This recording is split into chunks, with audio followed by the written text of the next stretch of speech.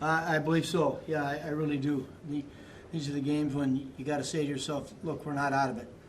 You know, we've been preaching that we have a good team, and obviously, you know, we can't use injuries as an excuse. We try not to.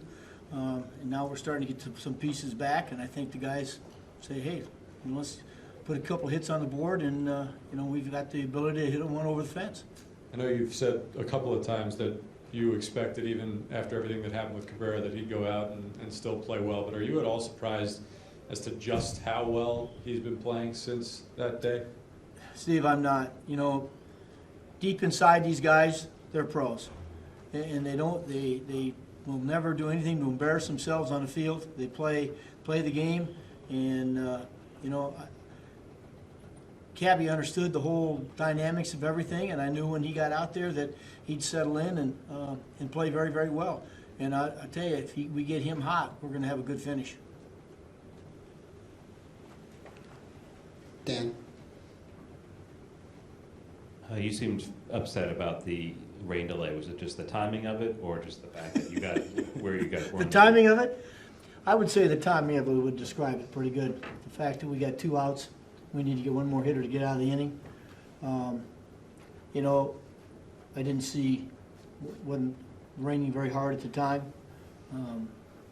I got the explanation from the umpires that there was a storm moving in, heavy, lightning, winds, and as amazingly we see here often, it never came.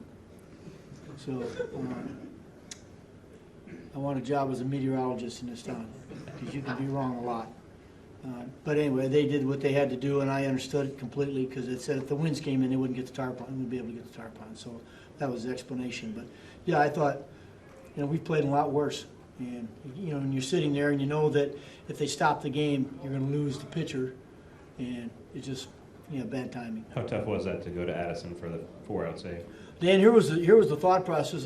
Dan and I were talking that during the rain delay that, you know, if we get out, if we happen to get out of the inning, he was going to pitch the 9th anyway, and we probably wouldn't have him for tomorrow. So let's win this game. Let's worry about this game right now. Let's bring him in. Let's let him go get a 4-out save, and we'll worry about tomorrow. So that's what we thought.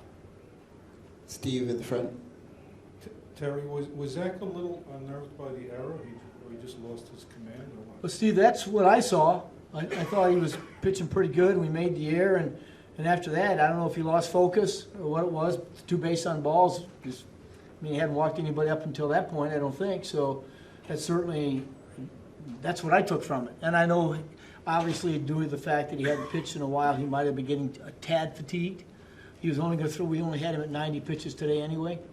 But you know, we got to get him through those. We got to get him over that hump to where something like that happens. We got to get out of that inning right now. He said he felt okay? Yeah. Mark to the left. Okay, now that you guys have made that move official with Conforto, what is your thought about, you know, where he stands moving forward? Is it something you expect him to be back from pretty quickly, or?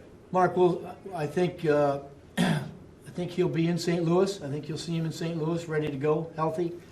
It's going to allow him to let the hand rest for a couple days before we really get him into some swings, and we'll get him some at bats while we're in D.C. and hopefully he'll be ready for the weekend.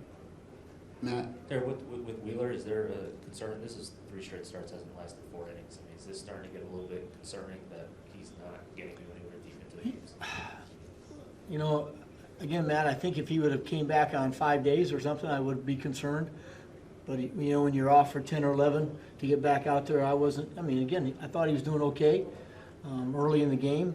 But as Steve said, you know, after we made the error, it just seemed like he kind of unraveled a little bit. You know, I know he could have probably got the pitcher. I just didn't want to have something happen like a base on balls and had him load the bases and have to bring in a pitcher with the bases loaded. I don't like that too much if I can help it. So that's why I brought in Eric when I did. Barry.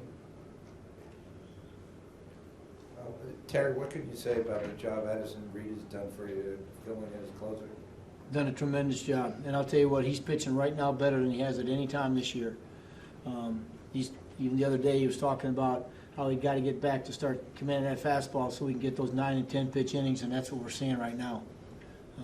So he's been great, and like I said, I think he's back to where he was last year at this time, and we probably won't see him tomorrow because he's pitched 3 in a row, but he's throwing the ball great. Was the ball of Bruce's club, was that catchable? I couldn't really tell. I couldn't tell either, Barry. I haven't seen a replay of it, so I don't know.